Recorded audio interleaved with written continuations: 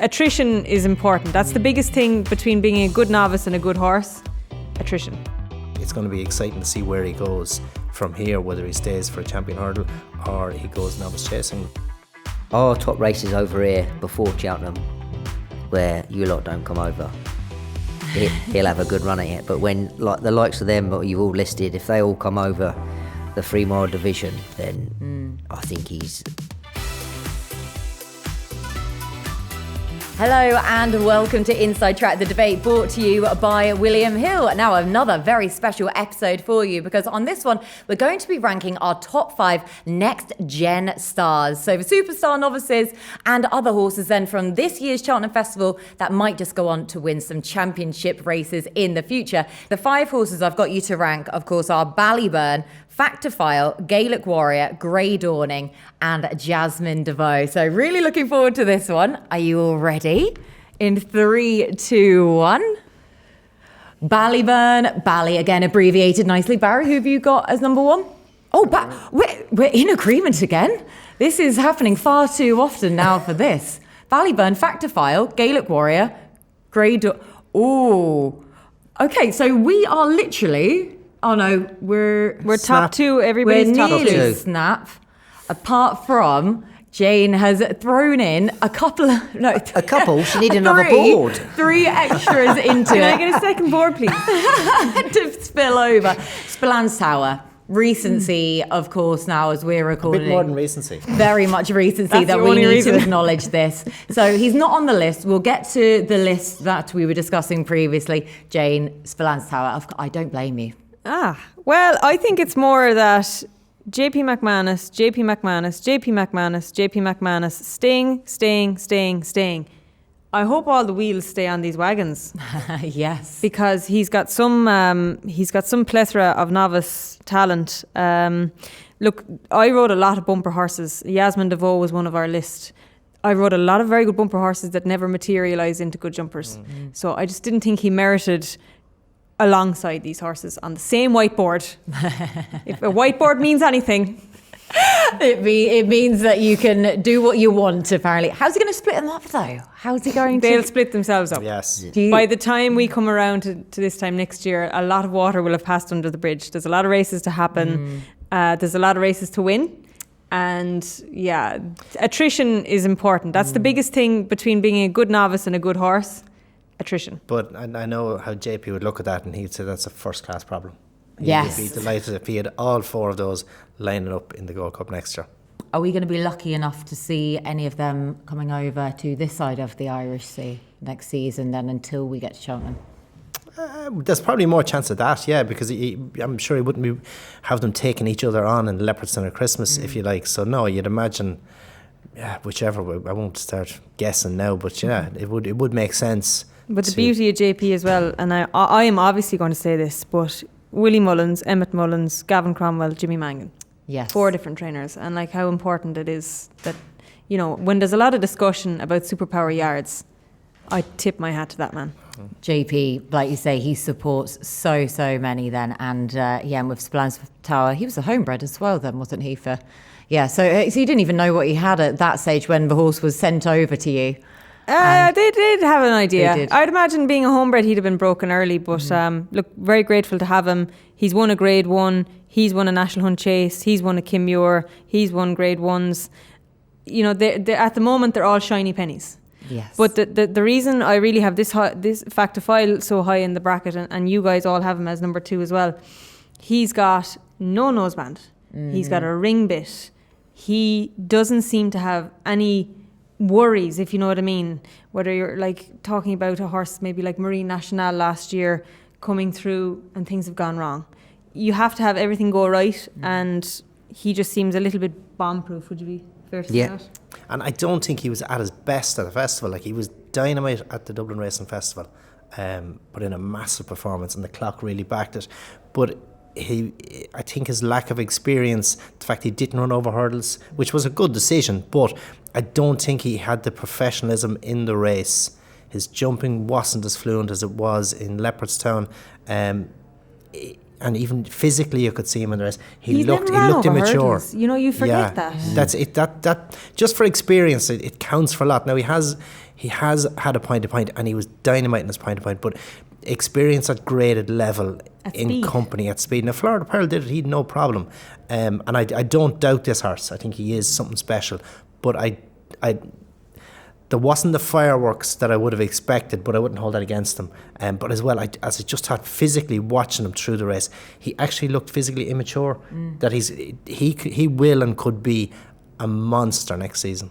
So why would they have taken that decision, the camp, to take the Florida Pearl route from bumpers straight to fences, do you think? Because of his age. He is 7, yeah. So he's been a slow starter, if you like. So if he was 7 as a novice hurdler, he's 8 as a novice chaser, he's 9 as a season past chaser. His prime when he's getting into open company. So it's a way of fast forward. It's a big call, but if you have the horse with the ability of this fella, like Florida Pearl, it's a good call, because there some horses who don't maybe fulfill the potential, their novice year could be their most successful year. So you're missing out on a potential year over hurdles where he could be a superstar, and if he didn't progress to the top level as a seasoned chaser, he's had 2 good seasons in novice hurdle, novice chasing. So, but I think this fella will be okay. Yeah. I think the risk is worth the reward, because he could have gone to Cheltenham. As Barry said, he didn't look like the real deal like he did over in Ireland, but he would have learned so much from that now. And now he can go on, and I think the fireworks will start. That's it. And like saying, for what more he's got to offer them, because it's interesting what the guys are saying then about his age, and that's probably why he went over fences. But then we've seen from this year, Valike appreciate it in the Supreme and the age he was for there, or even Redemption Day, who's still in bumpers nowadays, and even at his age. There's reasons for that. Appreciated had an injury, missed a year, hasn't been the same since. And Redemption Day is just, I don't know, is he a good jumper? I'd say he's staying over in bumpers for a reason. That's why I just like this fella has it all. He's got scope, he's got the mind, he's got the class. Look, a lot of us get sucked into good novices, but for a big part of it is their mind and whether they're going to actually develop more. And I'd say he is. They say he's got that mind. He's so straightforward. The bridle that he wears is so straightforward. It says then in itself. A horse, Matthew, who probably isn't the most straightforward in the head is Ballyburn. But we've all got him as number 1, though. I mean, the ability that this horse has. I don't know where the ceiling is. That's it. That's what you don't know what the ceiling is, but what he's done and the competitiveness of the race and the way he done it visually it was so impressive, and it was hard not to put him number 1, and that's why we've all done it. Yeah, very much so. And I know I've said this a few times on this show that obviously I'm in the very privileged position every year now for the last 4 years to have worked for Willie Mullins at the Cheltenham Festival. And I remember the Saturday afternoon when the first batch came over, and Ballyburn was one of them. And it was the first time I met him in the flesh. And he's not an imposing physical, but I remember the first evening saying to them, just merely as a joke really, saying, I'm going to try and take him on now, whichever, because it still wasn't even decided then which race he was definitely going for. And they literally all laughed in my face. I've never heard any of them speak about a horse in the way they have done about Ballyburn. And that's 4 years now of the Cheltenham Festivals. All of the superstar horses that have come over, the multiple Gold Cup winners, yet still I've never heard them eulogise about a horse in the way that they have done on Ballyburn.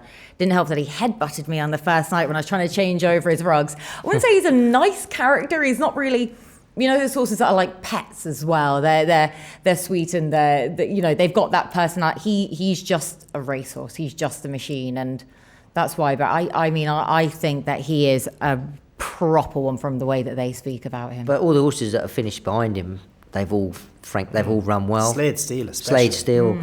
It's the form is there to be seen. I think so, I guess, are we ever so slightly concerned, devil's advocate playing here obviously, about the Gallagher Novices Hurdle / the Ballymore? Jane, it can ever so often be deceptive potentially then with future form. We can have horses that look like superstars, and Pere Pass won it in 2023.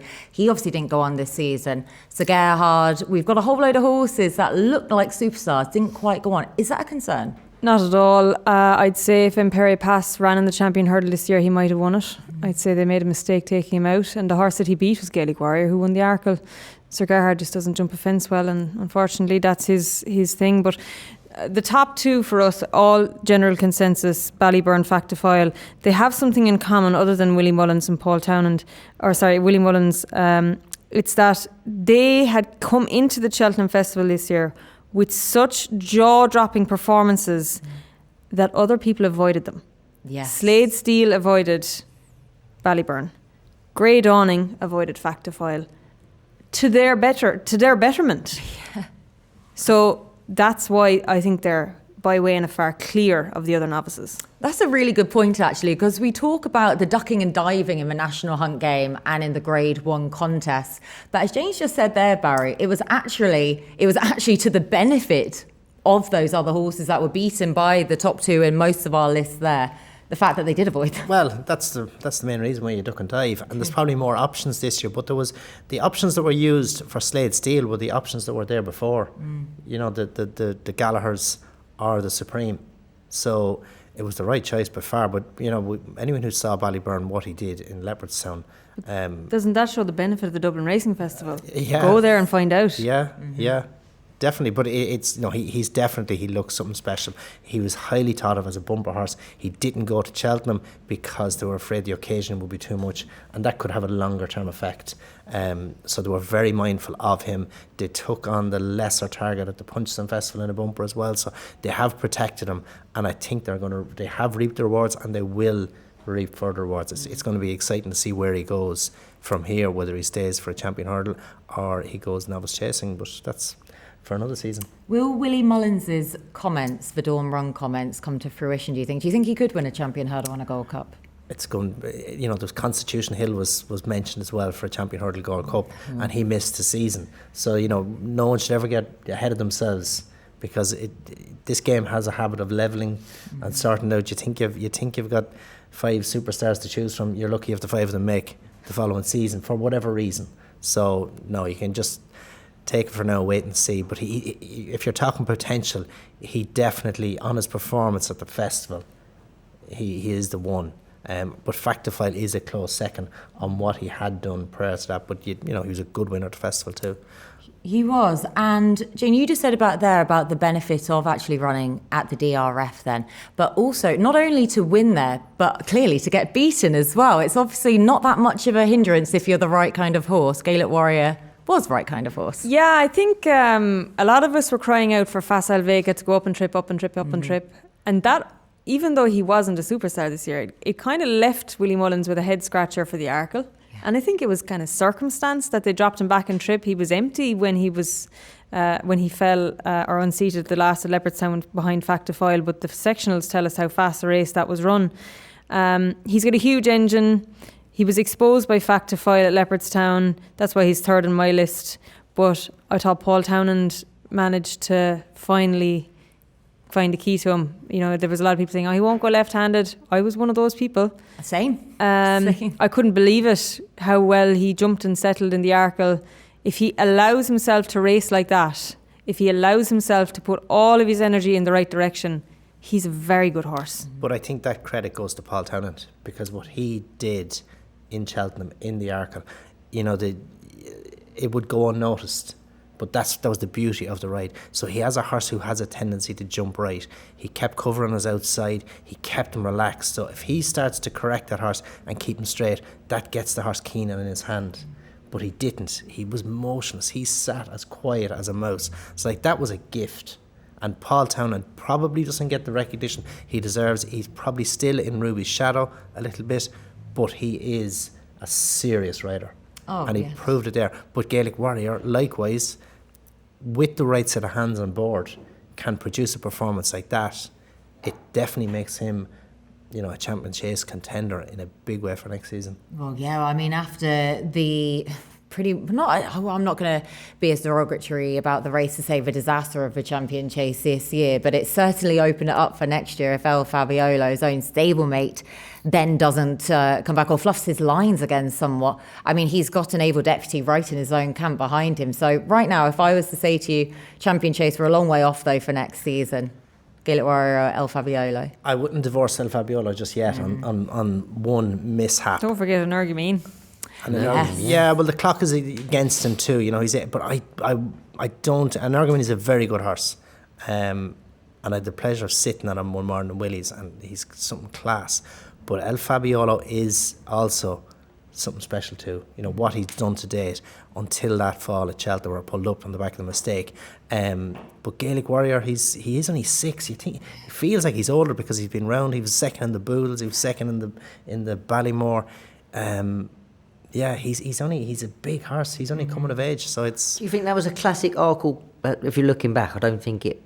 Where he beat John Bond. Listen, he's still. John Bond went and won the Celebration Chase. Yeah, I do. He's still an Arkle, but. Oh, I do. In terms of Gaelic Warriors, Yeah. this Arkle that's just gone. I found Yeah. the 50s very solid. Yeah. He's some grade 1 form, doing more form, Leopardstown form. Ground once against Silite, Tom. People say thought he had more scope than his size Listen, suggests. I love the horse. Every year I tipped him last year to run well. People was just laughing at me previews. Everyone kept mentioning jumping right, but as you say, he was ridden last year like that. Just get a bit of cover, and as Barry alluded to, that's what Paul done, and he jumped perfectly well. Do you think the first time Hood had a big impact? Possibly, but I still go back to what Barry said. Paul Townend was very much key in how we. If you've got a horse if you can leave a horse like that alone, without interfering, it's a big bonus. Massively so. Yeah. And like saying, he is still so mentally immature, so he's still got a long way to go. But that was the most mature performance I've seen of him yet. But you've only got him as number 4, though, the Warrior. Grey Dawning at number 3 there, Batch. Yeah, I think I'm going to switch them. Oh, we managed to persuade you around in that one bit. I'm switching that. No, stick to your guns. No, Go on, I'm not sticking to my guns. Okay, make the case for why Grey Dawning should be switched to 4 then. Because no one's agreed, because I've just had a confirmation that the Arkle was better than I thought. Grey Dawning's, I don't think that was a strong race. Ginny's Destiny was second. He gave him a really good ride, I thought. Yes. A slingshot ride. Yeah, that was a typical scout and ride. And yeah, I just think the Warriors' performance was better. But the fact he had to duck fact to file. Yeah. He is a good horse. He is a good horse, Yeah. and he's But done that was good brilliantly. training, good placing. Good placing, and yeah. Van Skelton has been brilliant at that all season and all the last few seasons. But I suppose it shows his limitations. So where does he fit in next year? That's the thing. Your Grey Dawning. Is he a Ryanair horse? I know. Are they going to take on Protectorate then, the winner of the Ryanair this year, from the same He yard? doesn't strike me as a Gold Cup horse. No, it's tricky in terms of the trip with him because, like I say, his hand was almost forced somewhat to drop back down. Where when he got beaten at Cheltenham on that penultimate start, well, 3 starts back now, I questioned whether or not it was the drop back and trip because it wasn't just that mistake at the second last. It was his jumping the whole way around that was catching him out. He was obviously dynamite there at the festival then itself. But, I mean, Jane, would you have him as a 2.5 or a 3 miler? Or does the race itself decide where you go? You know, I think he could be a 3 miler. He's by Flemingsford, but I don't know if he has the class for the top 3 mile grade ones. There's a difference. You can be a good 3 miler, but you could come up short at the top table. So maybe he'll start in a Bedford Chase, or maybe he'll start in something like a King George, but I think he's the sort of horse that our top races over here before Cheltenham, where you lot don't come over, he'll have a good run at it. But when like the likes of them that you've all listed, if they all come over the 3 mile division, then I think he'd be treading water because I don't think he's that good as them. Over the moon that we've given the British winner of this list a good boost there for this one. Thanks, guys. A race that we finally got the better of the Irish in the festival as well. Now, one race we definitely didn't get the better of the Irish in was the Champion Bumper. Jane hasn't got Jasmin De Vaux on the list because he hasn't got enough space. Jane hasn't got enough space on her list. Matthew, you've got Jasmin as 5. So have I. And Barry, I'm guessing you do as well. Yeah, Champion Bumper winners then, what are we saying? Yeah, it's an indication of their ability, but it's over a jump, it doesn't go anywhere to prove it. I would have as much interest in the runner-up, or possibly more, Romeo Coolio. I think he's a very good horse. Jasmin De Vaux, not the biggest in the world. No. You know, that could just Won a come point against. though, didn't he? Yeah, but that's against point-to-pointers. You know, if you're to line up in a Supreme. Now, Hurricane Fly wasn't the biggest in the world either, but it is easier for a horse who's slightly bigger. I was at an Ace when he won. I thought he was visually very impressive, but in contrast to Romeo Coolio and Jalan Dudaris, like they're 2 big scopy chasers. I could see this fella being forward enough to peak early, and maybe that was a part of Patrick's decision to ride him over Willie's 9 others, because that must have been difficult. But look, he won at Cheltenham Bumper. We know last year's Cheltenham Bumper is working out very well, with the exception, of course, of the winner, who's just out of sight since. He's got a big engine, but when you contextualise what the others have achieved so far, does he deserve to be on the whiteboard?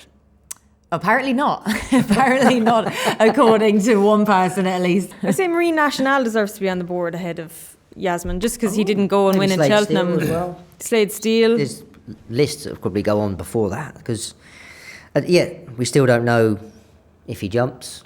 He could be more forward than, as you say, the second and third that are mentioned, and they're better stamps of horses. So there's horses that even further down that could go on and achieve more things. So it's just I'm quite surprised we put a bumper horse in there, to be honest. So Jasmin De Vaux, we've completely dismissed basically then, but like you said, he's got the most questions to answer. He'd probably be the absolute superstar. I'd be very happy if I owned these. Jasmin De Vaux. Just want to clarify that. Oh, very much so. I'd be over the moon. And what was a slightly testing week for the double green as well. It was good that they had the winner then with Jasmin De Vaux all the same. But he's got the most to prove. So we've got him, us three bottom, not to be fair, he did have 6 legs coming up the hill, because Patrick looked massive on him. Yeah, but we're all pretty happy then. Again, in a lot of agreement here, Ballyburn as the most exciting horse to go forwards.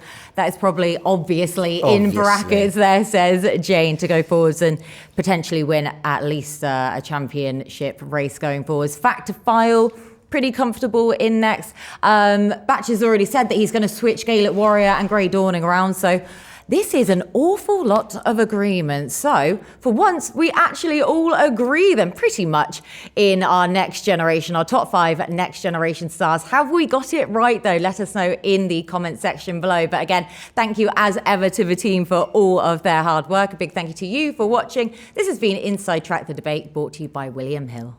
Well, thank you for watching Inside Track the Debate, brought to you by William Hill. If you'd like to go back and watch our previous episode where we rank our top 5 modern Grand National wins, click the link in the video. 18+, please remember to gamble responsibly.